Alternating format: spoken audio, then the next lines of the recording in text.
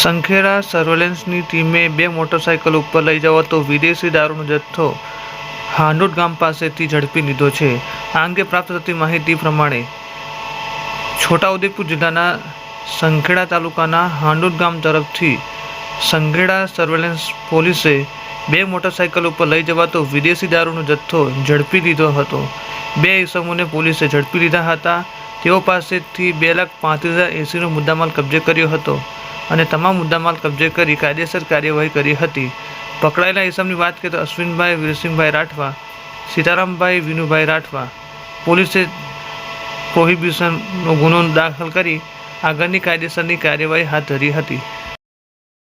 Sankheda police તેમજ surveillance ટીમે માલુ વસાહતના ગણનારા પાસેથી કારમાં લઈ જવાતો વિદેશી દારૂના જથ્થા સાથે એક ઇસમને ઝડપી લીધો છે. આ અંગે પ્રાપ્ત થતી માહિતી પ્રમાણે આજે બુધવારે 12 વાગ્યાના અરસામાં સંખેડા પોલીસ અને સર્વેલન્સ ટીમે ગોલા ગામડી માલુ વસાહત ખાતે નાળા પાસેથી કારમાં લઈ જવાતો વિદેશી દારૂનો જથ્થો ઝડપી લીધો હતો. વિદેશી દારૂના જથ્થાની કિંમત 2,57,760, એક એન્ડ્રોઇડ કિંમત અને કાર મળી 6,67,760નો મુદ્દામાલ પોલીસે કબજે કર્યો હતો. એક ઇસમને ઝડપી પાડી કાયદેસર કાર્યવાહી કરી હતી.